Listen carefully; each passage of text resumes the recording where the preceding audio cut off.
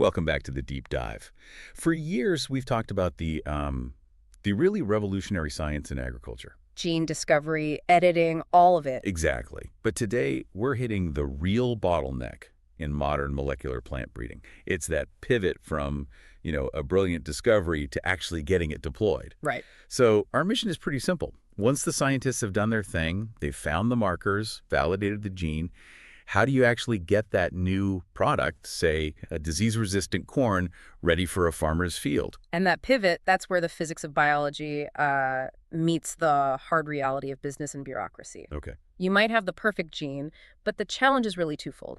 First, you have to navigate this extensive, multi-year regulatory process. Gatekeepers. The gatekeepers. And second, you have to pick the most effective breeding strategy to get that trait into the elite varieties farmers are already using. All right, let's unpack that because the overall pipeline, the timeline and the cost are just staggering.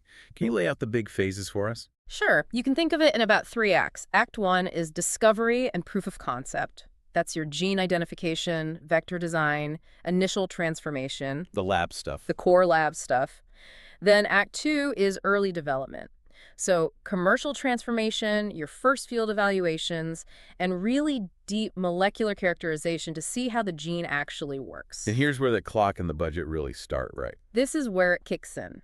The total journey for just one successful trait averages about 8 to 10 years. 8 to 10 years. And the investment is typically $50 to $100 million. $100 million for one trait. That's double the product cycle in other industries. Where's all that time and money going? It can't just be optimizing the gene. No, it's the later stages.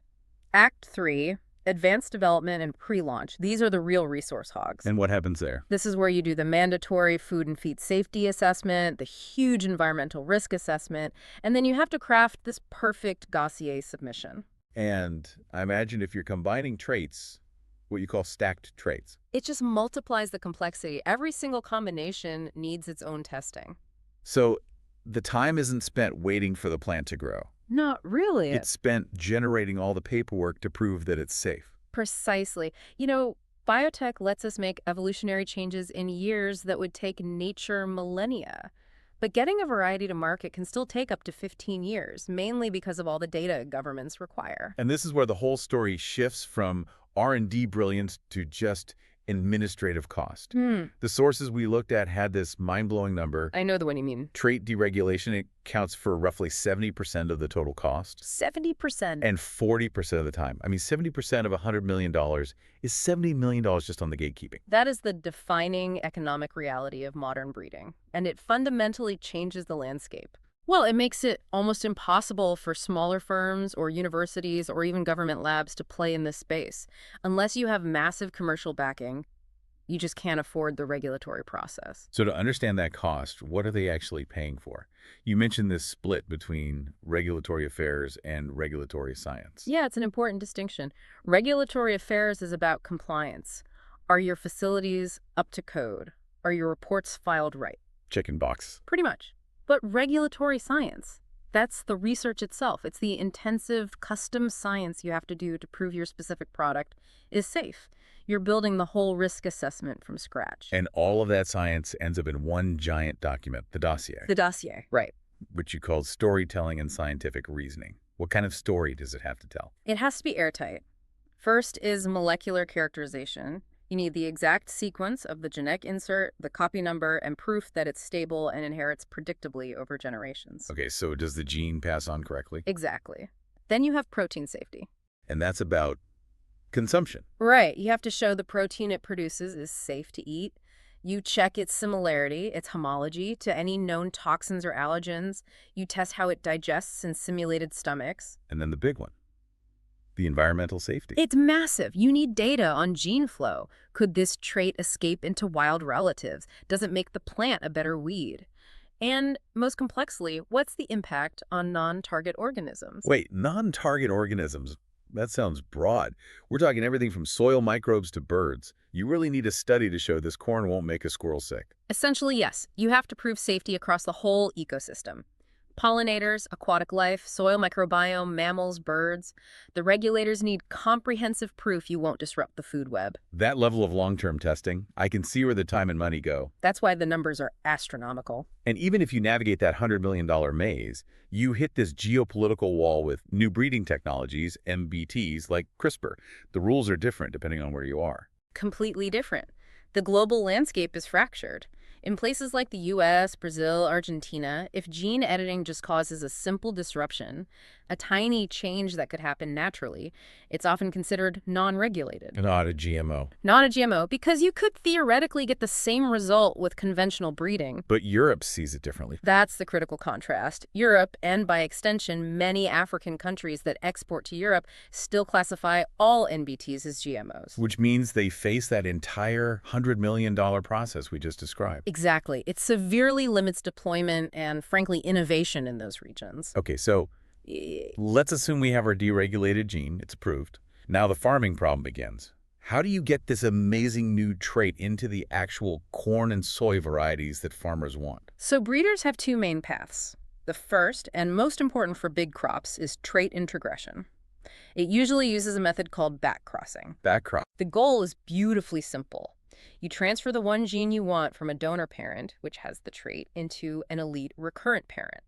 The recurrent parent is that high-yield variety the farmer already loves. So you cross them, and then you just keep crossing the offspring back to the elite parent over and over. Exactly. R by D gives you the F1. F1 back to R gives you BC1, or backcross 1. You repeat that, ideally for about 6 generations. And the goal is to get something that's almost genetically identical to the original elite plant. Precisely. After 6 back crosses, you're at about 99.22% of the elite parent's genome. The only thing left from the donor, hopefully, is your gene. But there's a catch, right? This idea of unwanted linkage drag. Linkage drag. It's the unwanted genetic material that gets carried along with your desired gene because it's physically linked on the chromosome. So even at 99% recovery, You still have a chunk of donor DNA stuck to your trait. In corn, that could be around 35 centimorgans of unwanted genome. remind us what a centimorgan is in simple terms. Think of it as a measure of distance, or really the chance of 2 genes separating during reproduction. 1 centimorgan apart means a 1% chance of recombination. So 35 is a pretty sticky chunk of DNA. And getting rid of that drag is hard. Very. To get the specific genetic event, a double recombination that cuts out that junk DNA, you'd need to screen, on average, almost 1,200 individual plants. 1,200 plants. That's a huge amount of work. It's physically intensive, time-consuming, and expensive. And this is where the molecular tools come back in and saves the day. What's the shortcut? It's called marker-assisted backcrossing, or MA. Instead of just hoping for the best, you use molecular markers across the genome. So you can see what's happening genetically. Exactly. You can select plants in every generation, not just for your target gene, but you can actively select against the linkage drag. You watch yourself recovering the elite genome. And how much faster is it?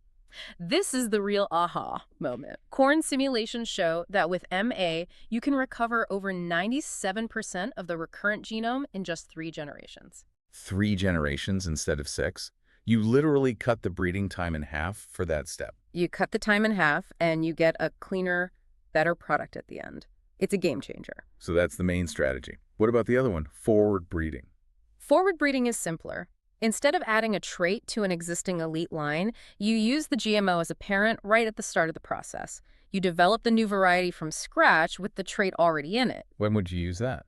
It's really effective for self-pollinating crops like wheat or rice, where converting one line just gives you one new variety. But for cross-pollinators like corn, trait introgression is way better because you convert one elite line and you can then make hundreds of different commercial hybrids with it. This whole deep dive, it just paints a picture of an industry that has been completely transformed. It's not just about breeding anymore. Not at all. It's a multidisciplinary field. You need the breeders, the molecular biologists, quantitative geneticists. And the lawyers. And the lawyers. That's the new reality. It's inherently higher cost than conventional breeding. And I guess if you spend $100 million, you have to get that money back through licensing fees. Absolutely. That price tag guarantees it. It leads to higher seed prices, complex trait licensing, high royalties, and the process never ends.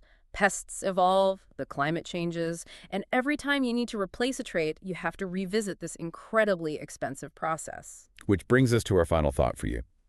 We've established that trait deregulation requires this intensive, expensive, and lengthy process. We're talking $50 to $100 million over 8 to 10 years, all to prove a single gene is safe. A massive investment in safety and public trust. So does this incredibly high bar for approval ultimately slow down the necessary genetic gains we need, delaying traits that could fight climate change or feed more people? Or is that staggering investment an essential cost we have to pay to maintain public trust and biological safety in our modern food supply? Something for you to chew on after this deep dive.